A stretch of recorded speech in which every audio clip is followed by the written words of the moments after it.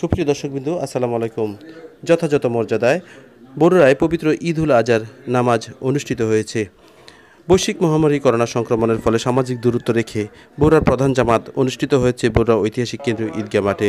এছাড়াও বড়ুরায় আরও এক আল জামিয়াতুল ইসলামিয়া দারুল উলুম মাদ্রাসায় আরও একটি বড় ঈদের জামাত অনুষ্ঠিত হয়েছে। কেন্দ্রীয় ঈদগাহের প্রধান জামাত পরিচালনা করেন চট্টগ্রাম মিরসরাই থেকে আগত মাওলানা সালাউদ্দিন লতিফি আল কাদিরি সাহেব। এদিন ঈদের জামাতে আরও উপস্থিত ছিলেন বড়ুরা উপজেলা নির্বাহী কর্মকর্তা মোহাম্মদ আনিসুল ইসলাম, ঈদগাহের সাধারণ সম্পাদক মাওলানা মোহাম্মদ ফজলুর রহমান, বড়ুরা উপজেলা আওয়ামী লীগের সাধারণ সম্পাদক নাসিরউদ্দিন লিঙ্কন, বড়ুরা পৌরসভার সাবেক মেয়র বাহাদুরুজ্জামান, বিশিষ্ট ব্যবসায়ী আব্দুল মুমিন সওদাগর, সাংবাদিক ইলিয়াস আহমেদ, স্থানীয় কাউন্সিলর শাহজাহান মিয়া সহ শিক্ষক, সাংবাদিক, রাজনৈতিক নেতাকর্মী এবং গুরুত্বপূর্ণ ব্যক্তিবর্গ। এদিন মুনাজাতে দেশ, জাতি ও মুসলিম উম্মার জন্য বিশেষ দোয়া ও মুনাজাত করা হয়।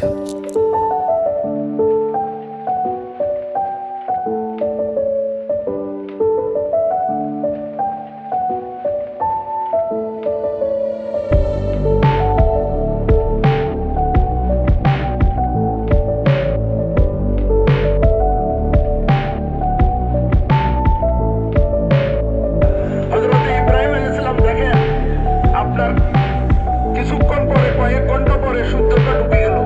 তখন তিনি তার রবকে তার মেধা দিয়া তার চিন্তা দিয়ে চিনতে পারলেন।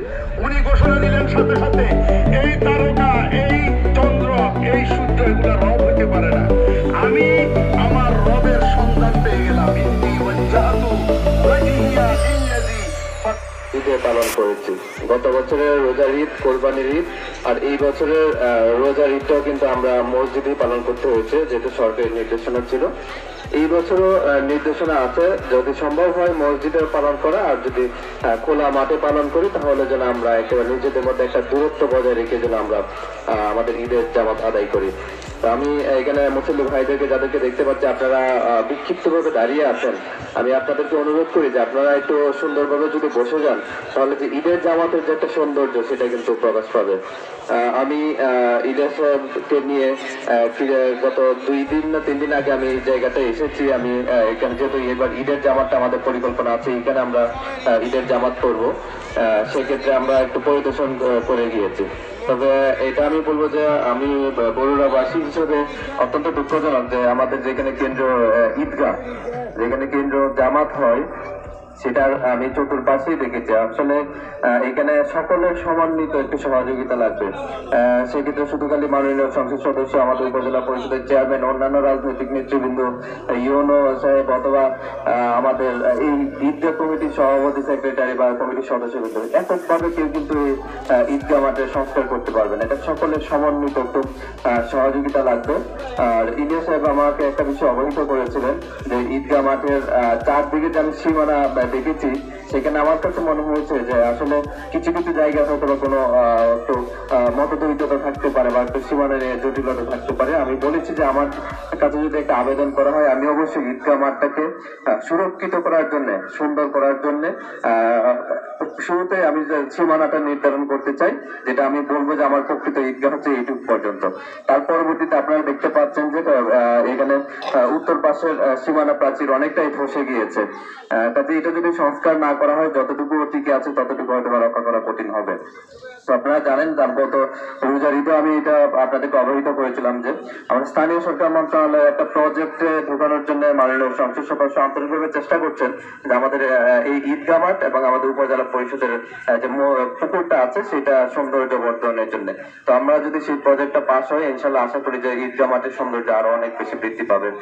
এর বাইরেও ঈদগাহ মাঠের যে আপনারা এখানে দক্ষিণ পাশে দেখতে পাচ্ছেন একটা সীমানা প্রাচীর দেওয়া আছে, কিন্তু প্রাচীরের পাশে যে মাটিটা দিতে হবে সেই মাটিটুকু কিন্তু দেওয়া নাই। তবে এইটুকু আমি আপনাদেরকে আশ্বস্ত করি, আমি চেষ্টা করবো আন্তরিকভাবে যে সামনের অর্থ বছরে যে কোনো খাত থেকে হোক, মাননীয় সংসদ সদস্য বা আমাদের উপজেলা পরিষদের কোনো খাত থেকে যদি সুযোগ থাকে, আমি আন্তরিকভাবে চেষ্টা করবো যে অ্যাটলিস্ট মাটি ভরাটের কাজটা যেন করে দেওয়া হয়। আর আপনারা যারা মুসল্লিরা আসছেন, আমি আপনাদের জন্য দোয়া করি। এবং আপনারা জানেন যে করোনা যে বর্তমান পরিস্থিতি, আসলে এটা খুব বেশি ভালো নয়। গতকালকেও কিন্তু আমাদের সম্ভবত বড়ুরা হসপিটালে একজন মারা গিয়েছে এবং কুচাইতলী হসপিটাল জন্য অনেকেই মারা যাচ্ছে এবং অনেকেই কিন্তু করোনার উপসর্গ নিয়ে, যেটা সরকারি ভাবে মূল হিসেবে আসতেছে না, কিন্তু করোনার উপসর্গ নিয়ে কিন্তু মারা যাচ্ছে। যে আপনারা, আমি বলবো যে একটু সতর্ক থাকবেন। হয়তো বা একজনের একটু সতর্কতা হয়তো পরিবারের আরো 10 জন সদস্যকে সুস্থ রাখার জন্য নিয়ামক হিসেবে কাজ করবে। আর সকলের জন্য ঈদ মোবারক থাকলো। আমি এই দোয়াটুকুই করে আমরা বরুড়াবাসীর জন্য সুস্থ থাকতে পারি, সকলকে নিয়ে যেন এই সামনের বছরের ঈদটাও যেন এরকম জাঁকজমকপূর্ণ ভাবে আনন্দের সাথে যেন আমরা পালন করতে পারি, সেই আশাবাদ রেখে, এবং এই বরুড়া ঈদগাহ মুসল্লি যারা আছেন তারা যেন সুন্দরভাবে ঈদের জামাত আদায় করতে পারেন, সেই ক্ষেত্রে আমাদের কি করণীয় আছে সেগুলি নিয়ে আমরা পরবর্তীতে বসে একটা সিদ্ধান্ত নিব। তো সর্বোপরি আপনাদের সকলের সুস্বাস্থ্য কামনা করে আমি আমার বক্তব্য এখানে শেষ করছি। ধন্যবাদ সবাইকে, আবার ঈদ মোবারক। মুহাম্মাদুর রাসূলুল্লাহ সাল্লাল্লাহু আলাইহি ওয়াসাল্লাম ঈদুল আযহা উদযাপন করলেন, করার ঘোষণা দিলেন। সাহাবাদের ভিতরে প্রশ্ন আসলো, ওনারা প্রশ্ন করলেন আল্লাহ রাসূলকে, এটা কি ঈদুল আযহা, এটা আবার কি? কারণ নতুন একটা বিষয় দেখতেছে। আল্লাহ রাসূল বললেন, এটা হলো তোমাদের পিতা মিল্লাতা আবিকুম ইব্রাহিমা হুয়া সাম্মাকুমুল মুসলিমিন, তোমাদের পিতা ইব্রাহিম আলাইহিস সালামের সুন্নাত। তো সাহাবারা প্রশ্ন করলো, এই ঈদের নামাজ পড়লে, কোরবানি করলে আমাদের কি লাভ? আল্লাহ রাসূল বললেন, তোমাদের লাভ এমন যে প্রত্যেকটা কোরবানির পশু যে তোমরা জবাই করবা আল্লাহর রাস্তায়, প্রত্যেকটা পশুর শরীরের ভিতরে যতগুলা পশম আছে কতগুলা নেকি তোমাদের হবে। সুবহানাল্লাহ। একটা পশুর ভিতরে কতগুলা পশম আছে হিসাব করা কি সম্ভব আমাদের পক্ষে? কিন্তু আল্লাহ রাব্বুল ইজ্জতের ইলমে তো আছে। প্রত্যেকটা পশুর প্রত্যেকটা পশমের জন্য একটা একটা করে নেকি দিবেন আল্লাহ রাব্বুল ইজ্জত আমাদেরকে। তাহলে কত বিরাট একটা সওয়াবের ভাগীদার আমরা হব। আজকের এই ঈদুল আযহা নিয়ে প্রশ্ন আসছে, কোরবানি নিয়ে প্রশ্ন আসছে। যে কথাটা আমি প্রায় বলি, এই মোবাইলটা হয়েছে আমাদের জন্য ঈমান হরণ করার একটা যন্ত্র। এই মোবাইলের ভিতরে বাতিল আকীদার লোকগুলা,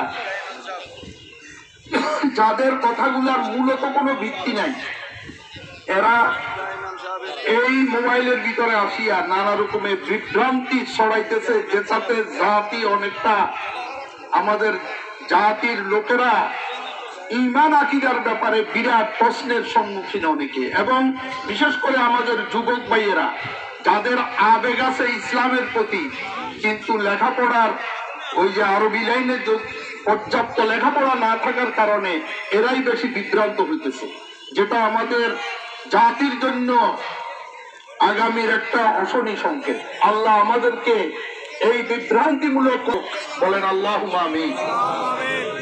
এই কোরবানির ঈদ হাদিস শরীফের কোরআন মজিদের ভিতরে আসছে, লা ইয়ানালুল্লাহা লুহমুহা ওয়ালা দিমাউহা ওয়ালাকিন ইয়ানালুত তাকওয়া মিনকুম।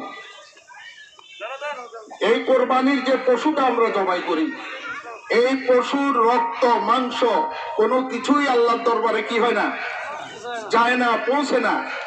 আল্লাহ রাব্বুল ইজ্জত দেখেন শুধু আমাদের অন্তরের কি অবস্থা, আমরা কি মানসিকতা নিয়ে আমাদের কোরবানির পশুটা জবাই করতেছি, এটাই আল্লাহ দেখেন।